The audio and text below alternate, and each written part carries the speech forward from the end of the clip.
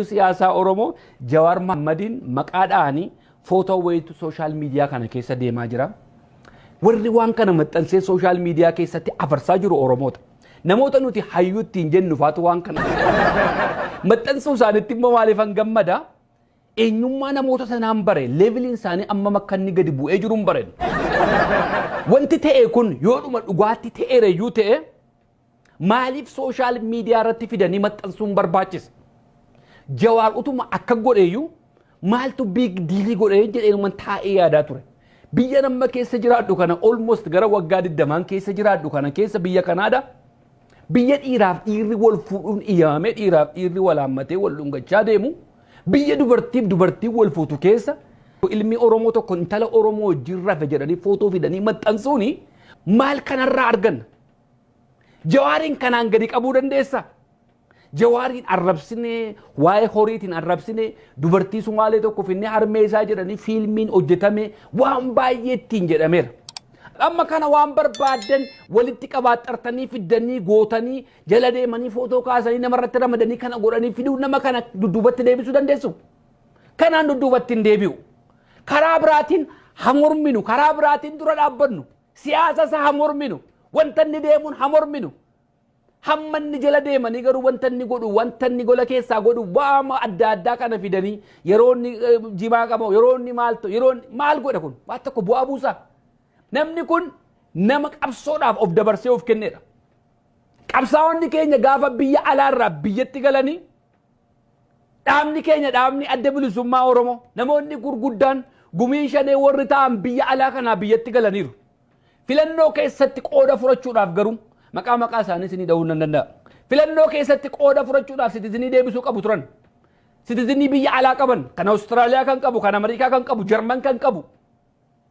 Warri kun deebisaa jennaan tokkittiin deebisuu didee biyya alaatti deebi'e. Jawaar Mohammad sitizinii isaa deebise. Oromoodhaaf kana godhe. Sitizinii horii meeqaan argachuu hin dandeenye sitizinii biyya Ameerikaa deebisee uummata kiyyaaf hin qabsaa jedhee biyyatti gale. Nama akkasii irratti jala deemtee kana godhe jettee waan gaddeebi'aa. Gaddeebi'aadha kun. Namni foon uffatee jiru hundumtuu kanan godha. Dhossaatti godha malee kana yoo godhameyyuu hin godha. Pireezidaantii Ameerikaa Bill Clinton tu kana godhe. Yoo wanti kun dhugumaan sirriitti yoo ta'e sooshaal miidiyaa irratti gallakkistee maalitti gargaaramta? Oromoodhaa bu'aa buusaa kun. Oromoo xiqqeessisa barra. Hayyuu Oromoo xiqqeessa barra. Qaroo Oromoo xiqqeessa barra. Atoo qaroo Oromoo har'a xiqqeessitee bor kabaja argatta. Waan har'a facaasitee bor hammatta. Hayyoonni keenya, barattoonni keenya, qaroon keenya warri gara fuula duraatti guddattan abdii biyya kanaa taatan warri har'a waan kana fuutanii afarsitanii mee maal gargaara Oromoo? Waan har'a facaastan bor hammattu.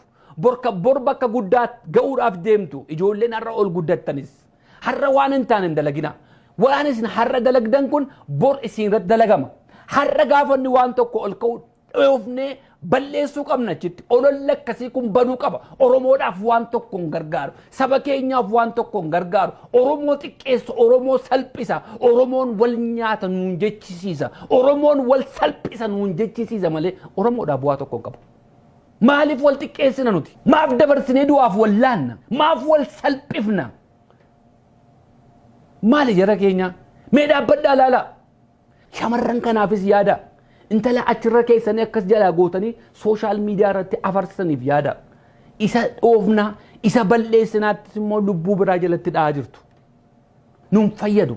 Qabsoo Oromoo tokko taakkuu tokko fuulduratti hin buutu. Nama kana immoo taakkuu tokko dudduubatti hin deebistan. Oromoon maal jedhee mammaaka? Harka micciiruu hin dandeenye dhungatanii bira darbuu jedha. Bakka micciiruu hin dandeessan. Dudduubatti deebisuu hin dandeessan. Isa.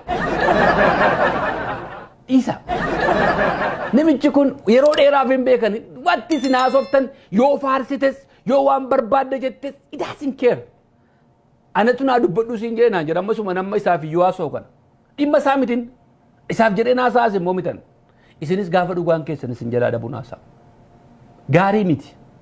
Yeroo hundumaa Oromoo kan nyaatu Oromoodhuma keessaati. Jaallamarroon akka jedhe ture. Diinni diinumaa bofa isa fagoo dhagaa jala jiru sodaatti irraa baqatta.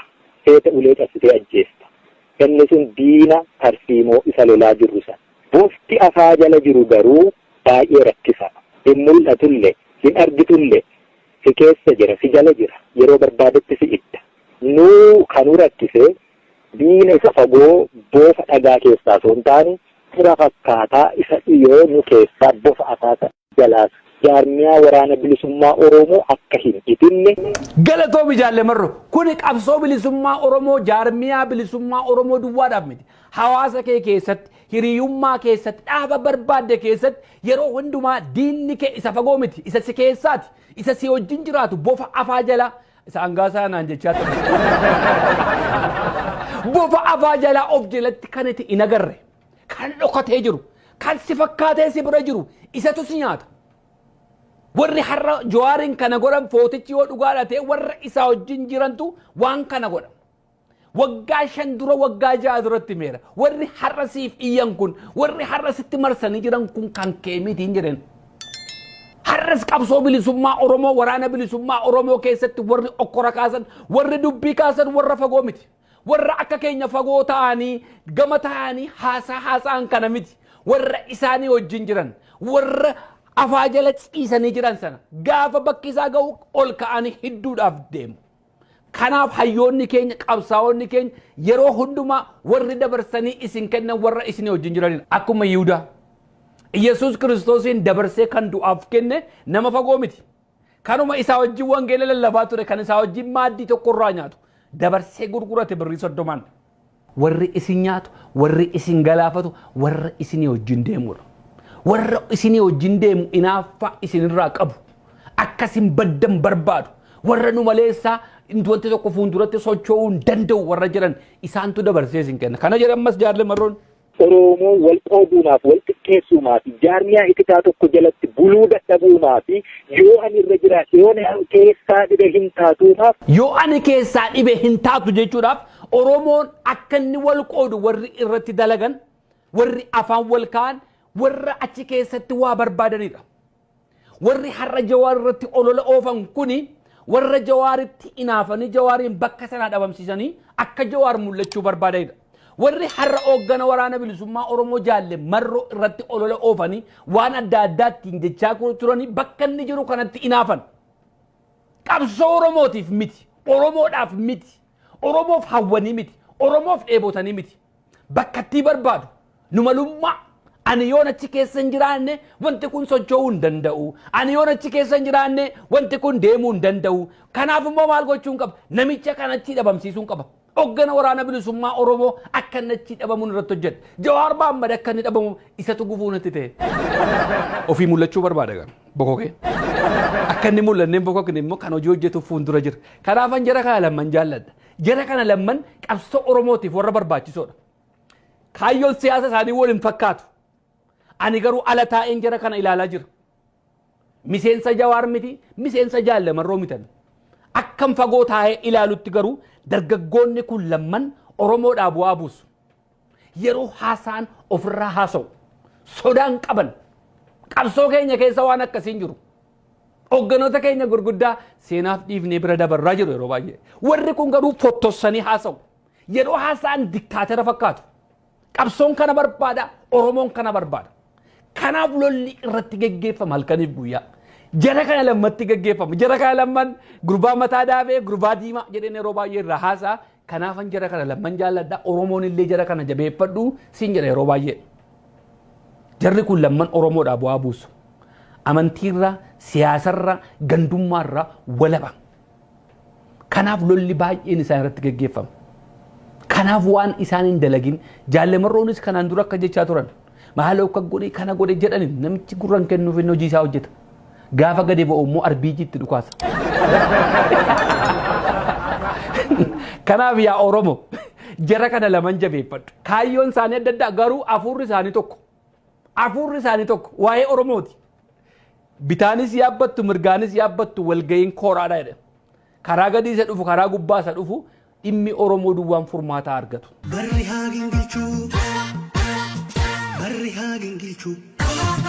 Barri haa gingilchuu. Daawwattootaaf dhaggeeffattoota keenyaa gingilchaan keenya 34ffaan kan biraa har'arraa dubbannu waa'ee ayyaana Irreechaati.